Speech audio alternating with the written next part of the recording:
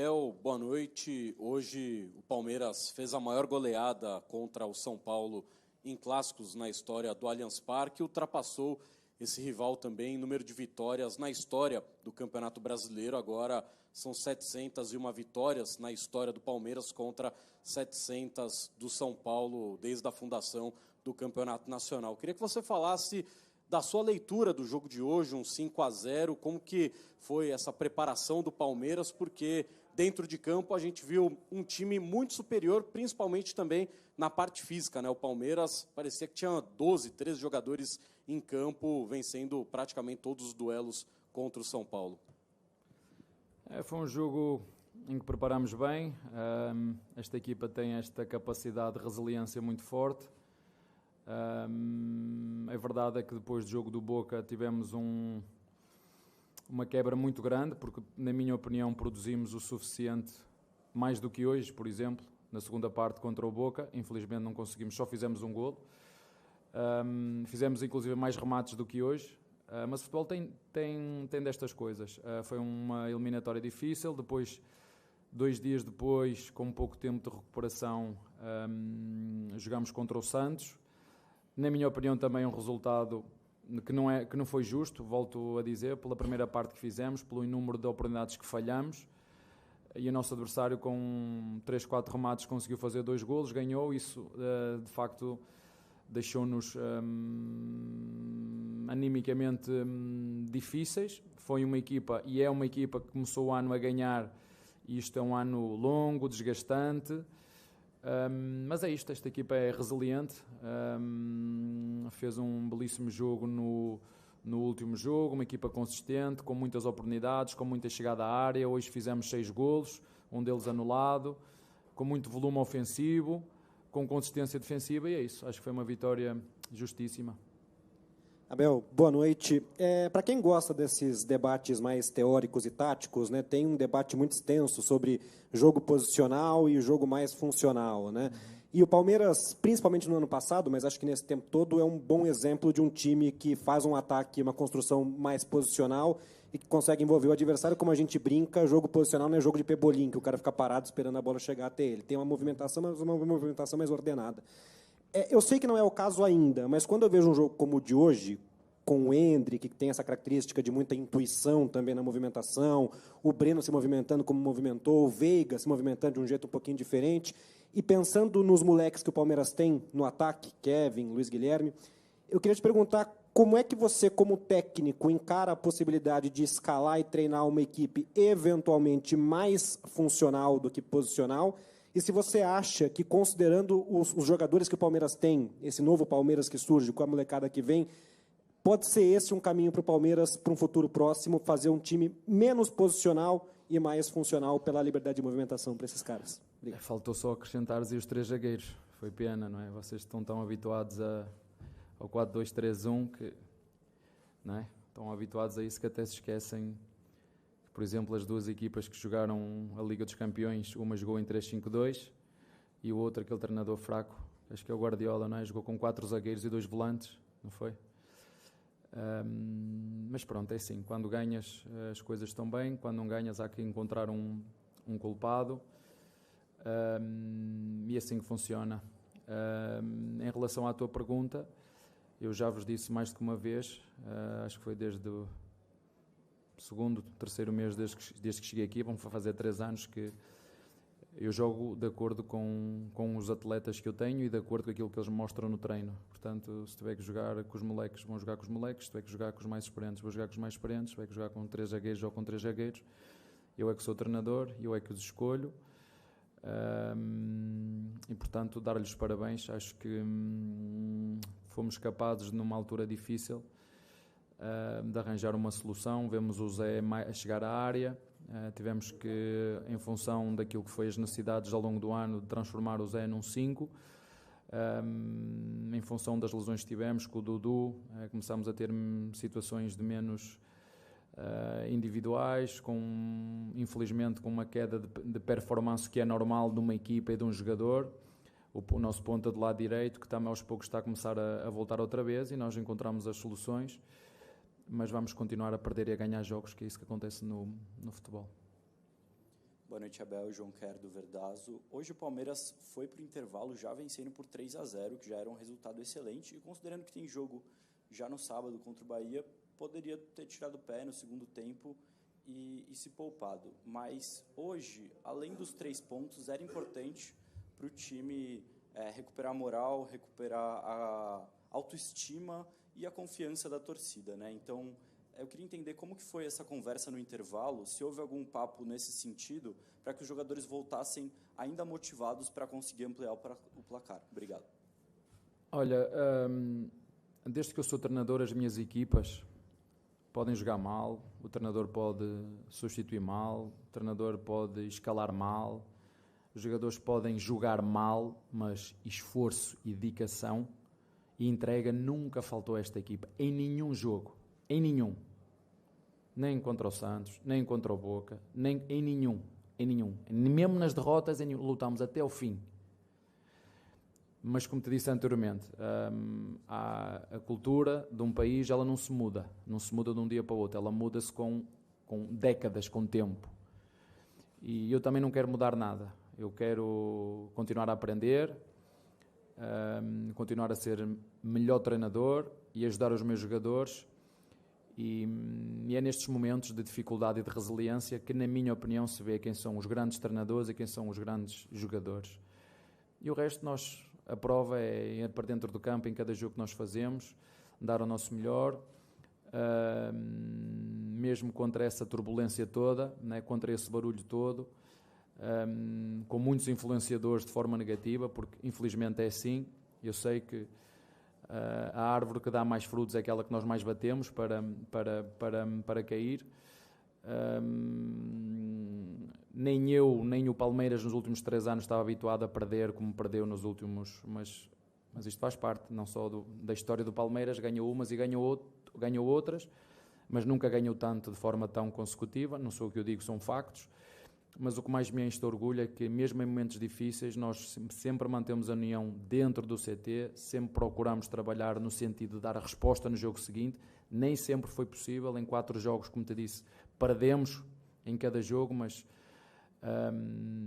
umas vezes é preciso perder para depois encontrar as soluções, e eu fico, acima de tudo, contente porque tenho uma equipa com um espírito, uma mentalidade que eu gosto, resiliente e positiva, e isso é o que me interessa. O resto é só o resto. Tudo bem, Abel? Boa noite. Inegável que foi uma das melhores partidas do Palmeiras na temporada e me lembrou bastante, talvez, os seus melhores momentos aqui com um time muito vertical, né? Um time com 2, 3 toques, já chega na cara do gol. O segundo gol é exemplo claro, né? O Mike ajeita uma bola, o Rios já coloca o Breno na cara do gol. E isso talvez tenha sido uma marca de outra hora do seu trabalho, e que é inegável que as chances elas são criadas.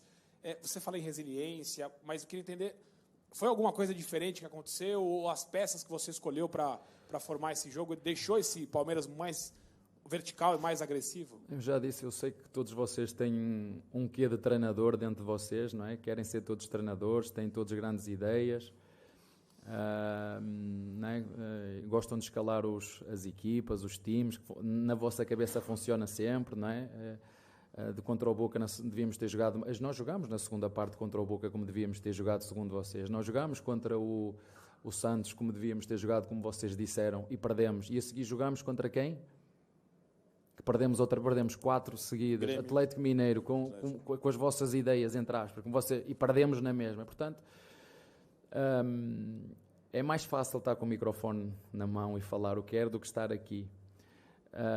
O que nós temos que fazer há jogos que correu tudo bem, hoje foi um jogo que correu tudo bem, é verdade, fizemos um grande jogo contra um dos nossos rivais, e a minha função aqui dentro é olhar para os jogadores que temos, tentar encontrar soluções quando temos jogadores lesionados, que foi o caso, como vocês sabem. O Dudu lesionou-se, infelizmente, no momento crítico do ano. Tivemos que arranjar aqui uma solução para a posição de 5. Hoje vimos o Zé com outra dinâmica. Eu disse-vos isso em outros momentos, que nem sempre o Zé foi convidado a fazer uma posição que não era a melhor, mas ninguém me garante que ia ganhar se contra o Boca se fizesse de maneira diferente, como fiz na segunda parte, se fizesse o que devia ter feito na segunda parte do Boca, que foi o que fiz contra o Santos e perdi. Portanto, no futebol não há garantias de nada. E, portanto, o importante é que os meus jogadores joguem jogar, procuram dar uma resposta e serem fiéis àquilo que o treinador pede. Hoje, o primeiro golo e o segundo golo são desenhados para aqueles que falam em relação aos cruzamentos. É assim que se mais fazem golos. Agora tem que ser bons cruzamentos, é caprichar nos cruzamentos de qualidade, combinações interiores como aquelas que fizemos, que surgiu, por exemplo, na segunda parte em que o Veiga recebeu entre linhas, deu no Hendrick, depois a seguir o Hendrick passou ou cruzou para o Rony, que chegou um bocadinho atrasado. Eu particularmente gosto muito de jogar com 3 zagueiros. Este é o meu sistema de eleição, o meu sistema favorito, mas nem sempre, se tivermos jogadores, um Dudu na tua equipa, não vou metê-lo onde, não é?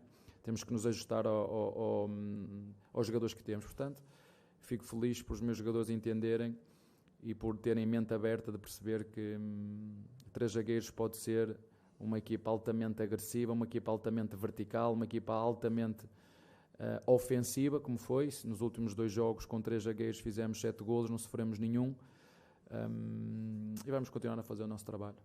Abel, você falava 3 zagueiros, né? E o Luan entrou, né? E muitas vezes ele vai à frente ali, como se fosse um camisa 5, com um volante.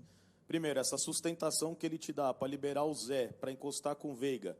E aí os palmeirenses perguntam, o que o Abel quer com o Breno do lado do Hendrick? Você aqui um dia deu uma declaração, eu amo o Rony. O próprio jogador que você ama tanto, você teve que colocar ele no banco, e o outro, que é o Dudu, você perdeu e colocou o Breno, que é tão questionado pela torcida palmeirense. O que hoje o Breno representa e o que ele traz de benefício para esse time, já que ele fez uma grande partida contra o Coxa e hoje também? Olha, ninguém ama as minhas filhas mais do que eu, e quando elas não estão bem ou que não estão a fazer aquilo que nós queremos porque estão a sentir inseguras ou porque não está tão confiante, eu procuro ajudá-las, e às vezes a forma de ajudar é tu protegeres e resguardar. Portanto, a minha admiração, o meu carinho pelo Rony é exatamente o mesmo, nada altera. O Breno, já o disse isso várias vezes, talvez seja o jogador aqui no Palmeiras que eu fui mais injusto. Ao contrário do que alguns, eu até gostava de dizer o nome de alguns jornalistas, mas não lhe vou dar esse tempo de antena. Dizem que eu não gosto deste jogador, ou não gosto daquele, ou prejudiquei aquele. Há um jogador no Palmeiras, que eu já disse à frente de todo o grupo e digo aqui na comunicação social, que eu fui mais injusto. E esse jogador é o Breno. Esse jogador, não estou a dizer que ele vai jogar sempre, foi o jogador que eu fui mais injusto. Quando eu olho para a minha consciência e que meti em função do outro e passei o Kevin na frente dele em vez de ser ele, foi o jogador mais injusto, foi o jogador que pode dizer, o treinador comigo foi injusto, mais injustiçado. E a outra pergunta era, desculpa. Sim, eu já vos disse, eu gosto muito desta forma de jogar, ou com 3 zagueiros, ou com 2 zagueiros e um lateral, ou com 2 zagueiros e um médio a entrar. E às vezes é preciso chegar a uma cultura onde estão habituados, como disse, a falarmos de tática num país como o Brasil é muito difícil, porque 3 zagueiros, por isso é que vejam os melhores treinadores, o melhor treinador do mundo jogou com 4 zagueiros na final da Libertadores, contra uma equipa com 3. Mas o mais importante é que os jogadores acreditam no treinador, o treinador acredita nos jogadores, são resilientes, sabiam que não iam ganhar sempre, e têm que estar orgulhosos, porque quer muitos queiram ou não, eles já escreveram uma história neste clube, têm um legado e vamos deixar um legado de muitas conquistas ao longo destes 3 anos, inclusive neste ano, e vamos procurar um jogo de cada vez até ao fim, ganhar o próximo, que esse aqui é o mais importante, e que os meus jogadores se consigam divertir dentro do campo, e contamos com a ajuda dos nossos torcedores, porque de facto neste tipo de jogos temos que ser nós a puxar por eles, e acho que hoje foi a minha equipa que puxou pela torcida. Abel aqui, boa noite. Eu queria continuar falando sobre o Breno, porque há 1 mês e 10 dias ele viveu um episódio difícil, conturbado, acabou fazendo um gesto ruim para a torcida, e apesar de você considerar que foi injusto com ele, eu imagino que houve conversas e direcionamento e, em alguma medida, até acolhimento. Eu queria que você falasse um pouco dessa gestão para que ele pudesse voltar com a cabeça no lugar e responder em campo como aconteceu hoje. Obrigada. Quem me ajuda a ganhar são os meus jogadores, e ninguém gosta mais deles do que eu. Ninguém tem mais carinho por eles do que eu. Ao contrário do que alguns dizem, que o treinador não gosta do A, não gosta do B, não gosta do C, porque dizem isso com maldade, fazem-no com maldade e fazem-no até para criar polémica, para ter gente que vê. Eu não me revejo nesse tipo de jornalismo, eu não me revejo. Mas também não vou dar tempo de antena. Ouço e gosto de ouvir, tenho cabeça fria e coração humilde. Eu perdoo todo mundo, mas eu não esqueço. Eu perdoo tudo, mas não esqueço. E o Breno é como te disse ao teu colega há pouco, é dos jogadores, é o único jogador que pode reclamar disso. Dizer, o treinador não teve os mesmos olhos comigo do que teve se calhar com outros aqui dentro. É o único. E eu sei disso. E já o disse isso a ele, digo isso aos meus jogadores. E por isso é que o meti. Fui buscá-lo outra vez, resgatá-lo, mas é tudo o mérito dele.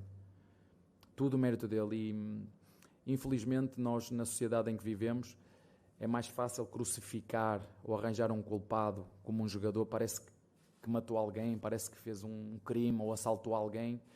E no futebol tudo se transforma em uma coisa inacreditável. Assim fôssemos tão rigorosos e exigentes nas outras áreas da sociedade brasileira, seríamos muito melhores. Mas, infelizmente, o futebol é como é, não sou eu que o vou mudar. A única coisa que eu procuro é mudar a mentalidade dos meus jogadores, conhecerem o contexto onde estão, conhecer o Brasil, conhecer a imprensa brasileira, conhecer os jornalistas, conhecer os mídia, conhecer as redes sociais e aprender a lidar com isso de forma natural. Quando eles conseguem atingir essa maturidade, que a minha equipa infelizmente tem 50% de jogadores maduros e outros que ainda nem carta de condução podem ter porque são de menor idade, nem podem ir para fora trabalhar porque ainda não têm idade suficiente, né? E nós temos só que fazer o que eu faço essa também é uma minha missão enquanto profissional de futebol, enquanto professor, enquanto educador, é ajudar os meus jogadores da melhor forma que sei que posso, ao contrário do que algumas más línguas, não é, dizem, porque tem clara a intenção de influenciar de forma negativa o Palmeiras, influenciar de forma negativa os jogadores de Palmeiras e influenciar de forma negativa o treinador de Palmeiras. Abel, boa noite. Com os 3 zagueiros em campo, como você disse que gosta de jogar, eu queria que você falasse sobre a belíssima partida do Piquerez e do Mike e sobre o posicionamento do Endrick, que não foi um centroavante fixo entre os zagueiros e sim um pouco mais posicional pela direita. A ir ao encontro dos jogadores, a situação de 3 zagueiros permite aos nossos laterais poderem estar subidos ao mesmo tempo, o que não acontece com uma linha de 4. Uma linha de 4, com uma equipa que seja equilibrada, os laterais têm que subir à vez. Fica muito mais espaço para se ocupar com uma linha de 4 que uma linha de 5 quando tens que defender, quando o adversário te aguça com 5 ou 6 à profundidade. Este sistema potencia muito os nossos laterais. O Piquerez fez golo, o Mike podia ter feito, o Rocha fez. É um sistema que potencia muito os jogadores de fora, que chegam bem. O Endrick jogar pelo lado meia-esquerda é aquilo que ele gosta. Nós metemos-lo a jogar a centroavante no centro contra o Grêmio, não funcionou, noutros jogos não funcionou. Ele é um ponta centroavante, porque ele não, se eu deixo ficar no meio, o potencial dele, as arrancadas dele, o vir de trás para a frente, ele perde isso tudo. E nós experimentamos, por isso que nós também o estamos a conhecer, a perceber onde é que ele pode ser mais agressivo no jogo, mas mais do que tudo é dar os parabéns à equipa. Foi uma equipa resiliente, dar os parabéns a um jogador que muitas vezes aqui é mal amado e tem sido a peça-chave para esse sistema, que é o Luan. Infelizmente aqui muitas vezes os jogadores, quando as coisas não correm bem, são massacrados pela imprensa e pelos mídias. Infelizmente é assim que funciona, e depois saem daqui, vão para outros países e fazem grandes carreiras, grandes jogos, porque são livres e não têm essa pressão maliciosa, porque no futebol há formas de criticar, há formas de ser agressivo, mas também há formas de ser ofensivo. Infelizmente aqui muitas pessoas, quando pegam no microfone e o metem na boca, são ofensivas, e isso, nós antes de ser jogadores somos homens, temos família, temos filhos, temos pais, e por isso que muitos deles, como todos nós, depois pensamos se vale a pena continuar ou então mudar e ir para o outro lado, ir à procura de outro tipo de contextos. Obrigado, Abel.